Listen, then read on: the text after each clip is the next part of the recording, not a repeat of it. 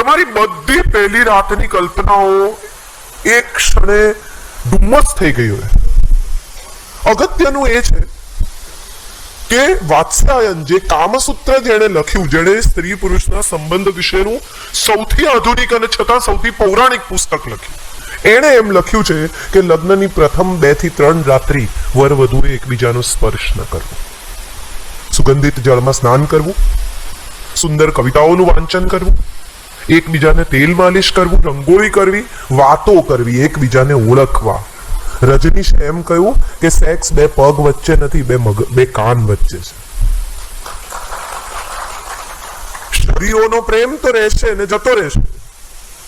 જેને ચાહ્યા એ એવા ને એવા નથી દેખાવાના, એની તો આપણને ખબર જ છે. હિન્દુ એકમાત્ર ધર્મ છે સનાતન કે જે એમ કે છે સપ્તપદીના 7 વચનમાં કે સાથે સાથે વૃદ્ધ થઈએ. વયવૃદ્ધ, જ્ઞાન વૃદ્ધ, વાલ વૃદ્ધ, સમજણ વૃદ્ધ, સ્નેહ વૃદ્ધ, સ્વીકાર વૃદ્ધ, ક્ષમા વૃદ્ધ. માફ કરી શકાય એનાથી વધારે મોટી જરૂરિયાત શું હોય પ્રેમમાં? હું તો કોઈ દિવસ માફ નહીં કરું, હું એને બહુ જ પ્રેમ કરું છું. આ 2 વાક્યોને એકબીજા જોડે સંબંધ જ નથી. એક ચાઇનીઝનું છે અને એક જેપનીઝનું છે. આ 2 જુદી ભાષાઓ થઈ ગઈ. હું ખૂબ પ્રેમ કરું છું, હું એને આજીવન ક્ષમા કરીશ. આ 2 એક ભાષાના વાક્ય છે. મોટા ભાગના લોકોને એની સાથે સૌથી વધારે વાંધા પડે છે જેને સૌથી વધારે પ્રેમ કરતા હોય. આ સ્પાઉસ હોય તો સ્પાઉસ, પ્રેમી હોય તો પ્રેમી, બોયફ્રેન્ડ હોય તો બોયફ્રેન્ડ, ગર્લફ્રેન્ડ હોય તો ગર્લફ્રેન્ડ. કેમ? તો કે હું કહું છું એ પ્રમાણે નથી વર્તતા. કે પ્રેમ છે ને એ વ્યક્તિએ જુદો છે. અમે અહીંયા 6 કલાક બોલીએ કે 22 કલાક બોલીએ એનાથી કઈ ફરક નથી પડતો. તમારો પ્રેમ તમારો છે ને અમારો છે. કોઈ કોઈને પ્રેમ શીખવી શકતું નથી. કોઈ કલાકો બોલ્યા પછી પણ પ્રેમમાં પાડી શકતું નથી અને કલાકો બોલ્યા પછી પ્રેમમાંથી કાઢી શકતું નથી. મા બાપ લેક્ચર આપે, આવી છોકરી છે ને તેવી છોકરી છે ને બધું આમ નીચે મોઢે સાંભળે, પછી કે પણ હું આઈ લવ હર. આ બધું કહી દીધા પછી પાછું આવે તો ત્યાં જરી ફરીને. એટલે કાઢી શકાતા નથી, પાડી શકાતા નથી. કબીરના લગ્ન એના ગુરુ પોતાની દીકરી લાલી સાથે કરાવે છે. કબીર લાલીને લઈને આવે છે અને ગાડું જતું રહે છે પિતાનું અને જુએ છે ઝૂંપડું છે. લાલી રડવા લાગે છે. એટલે કબીર કહે છે કે શું થયું? તો કે આવામાં રહેવાનું, મારા બાપની બુદ્ધિ ભ્રષ્ટ થઈ ગઈ છે. ઘણા લોકો એવા હોય, માજીઓ 75, 60, 70, 80 વર્ષે, કે મને તો એટલા માંગા આવતા હતા પણ હવે શું? હવે કઈ ન થઈ શકે. આવતા હતા ત્યારે તમારે સમજીને એમાંથી પસંદ કરવાના હતા. એક માજી રસ્તો ક્રોસ કરતા હતા અને પોલીસ પાછળ દોડીને માજીને પકડ્યા અને કહ્યું કે માજી હું 15 મિનિટથી સીટી મારું છું. તો માજીએ કહ્યું સીટી સાંભળવાનો ટાઈમ ગયો.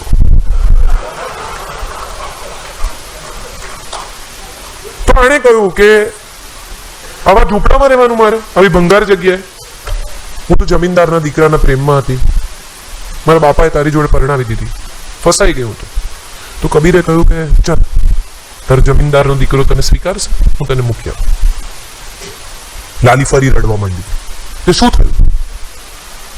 તો કે ગાડું તો ગયું, હવે હું આટલી રૂપાળી, આવી સરસ, આવી તૈયાર થયેલી, જંગલમાંથી ચાલીને જવાનું. તો કબીરે કહ્યું કઈ નહીં, બેસે મારે ખબર, હું તને સાચવીને લઈ જાઉં.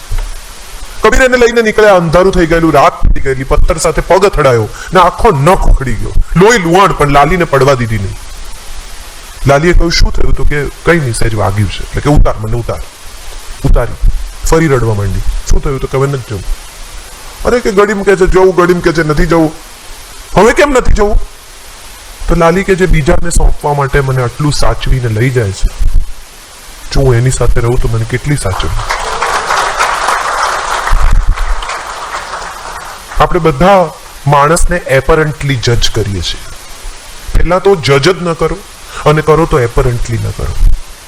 જાણો, ઓળખો, સમજો, પૂછો જો આ બધામાં કંઈ ન સમજાય તો.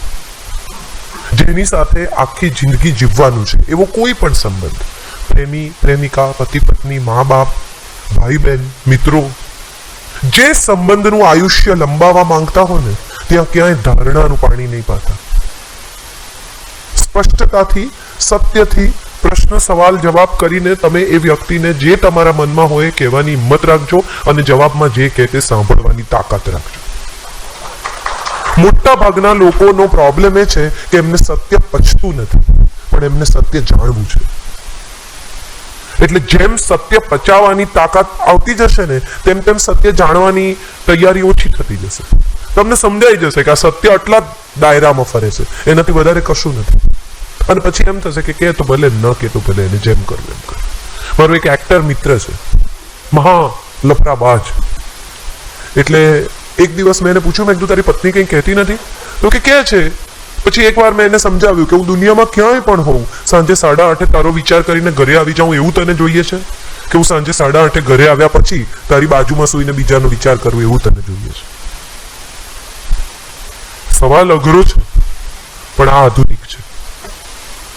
એક સમય હતો કે જ્યારે પ્રેમ એક જ વ્યક્તિમાં પૂરો થઈ જતો હતો. હવે પસંદગીનો અવકાશ છે અને બહુ જ મોટી દુનિયા તમારી સામે ખુલી ગઈ છે ગૂગલના નામે.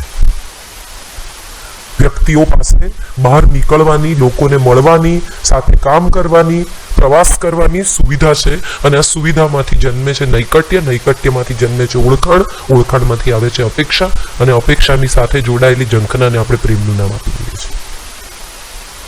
એકચ્યુઅલી આજે ઢોસા ખાધા તો કાલે પાણીપુરી ખાઈએ, તો પરમ દિવસે ભાજીપાઉં ખાઈએ. એ જે આપણા મનમાં છે ને એ ધીમે ધીમે આપણા શરીરમાં, આપણા સ્વાદમાં, આપણા મગજમાં પણ પ્રવેશતું જાય છે.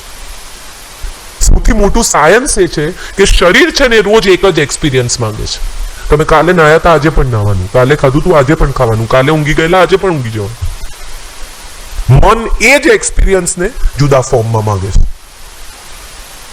મનને એ જ એક્સપિરિયન્સ જોઈએ છે. કાલે ખાધું તું તો ખાવાનું છે, પણ ગઈકાલે રીંગણા ખાધા હતા તો આજે બટાકા ખાઈશું, આજે એનું એ નહીં ખાઈએ. અગત્યનું એ છે કે તમારું શરીર તમારા મનના વશમાં છે કે તમારું મન તમારા શરીરના વશમાં છે. એ બેની વચ્ચે તમે જે ક્ષણે નિર્ણય લઈ લેશો ને એ ક્ષણે તમારા બધા જ સંબંધો પ્રેમ ભર્યા થઈ જશે. ગુસ્સો આવી ગયો, આમાં ખાલી સેક્સ સાથે સંબંધિત નથી આ વાત. ગુસ્સામાં લોકો મારી બેસે, ગુસ્સામાં લોકો બોલી નાખે. જીભ પણ શરીરનો જ ભાગ છે. આ બધું જ તમારા કાબુમાં જે ક્ષણે આવી જશે ને એ ક્ષણે તમારા બધા જ સંબંધો પ્રેમ ભર્યા થઈ જશે. Love yourself, control yourself, and project what you have. Don't project what you don't have. આ ત્રણ વસ્તુ જો થઈ જાય ને તો હું માનું છું પ્રેમ ક્યાંય ગયો નથી ને ક્યાંય જવાનો નથી. તમે નહોતા ત્યારે હશે અને તમે નહીં હો ત્યારે પણ હશે જ. कल और आएंगे नगमों की खिलती कलियां चुनने वाले, मुझसे बेहतर कहने वाले, तुमसे बेहतर सुनने वाले. क्यों कोई मुझको याद करे, मसरूफ जमाना मेरे लिए क्यों वक्त अपना बर्बाद करे. એ જ પ્રેમીઓને આપણે યાદ કરીએ છીએ સાહેબ જે પરણ્યા નહીં. ધીમે ધીમે આવશે. શીરી Farhad, Laila Majnu, Romeo Juliet, બધા એ જ નામો છે કે જે બે પરણી ના ગયા. રાધા કૃષ્ણ, બધા જે બે પરણી ગયા ને એ બધા અહીંયા બેઠા છે અને પ્રેમ વિશે સાંભળે છે. Thank you so much. Thank you very much.